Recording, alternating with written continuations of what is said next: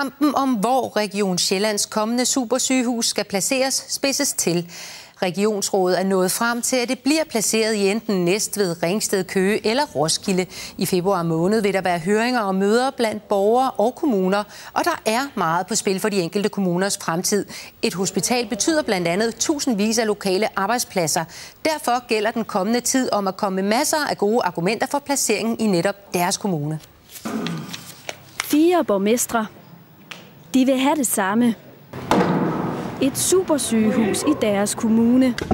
Sygehus i Ringsted. Der er blevet sagt meget. Det her skal sidde. Nu får de tilbud om tale på tid.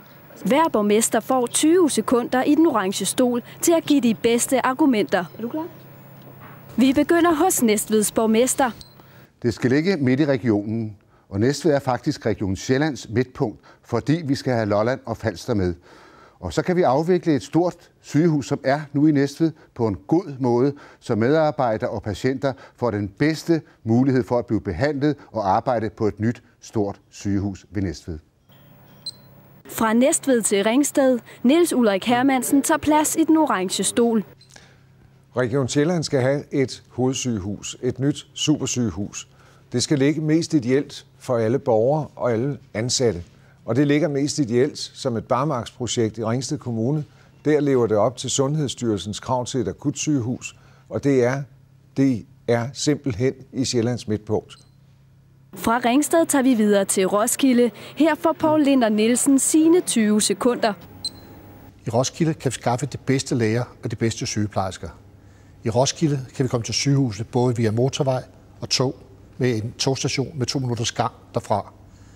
I Roskilde har vi et universitet, der er unikt. Vi skal have et universitetssygehus til regionen, og det er her, de fleste mennesker bor i Roskildeområdet. Vi runder turen af i Køge hos borgmester Marie Stærke. Men hun har meddelt, at hun ikke ønsker at deltage i indslaget, så vi bruger de 20 sekunder på at fortælle, at høringsperioden begynder den 3. februar og varer frem til den 26. februar. Når borgerne og borgmestrene er blevet hørt, er det i sidste ende op til regionsrådet at træffe den endelige beslutning. Således fik alle muligheden. Den kommende tid vil byde på borgermøder, inden regionsrådet træffer deres endelige beslutning den 16. marts.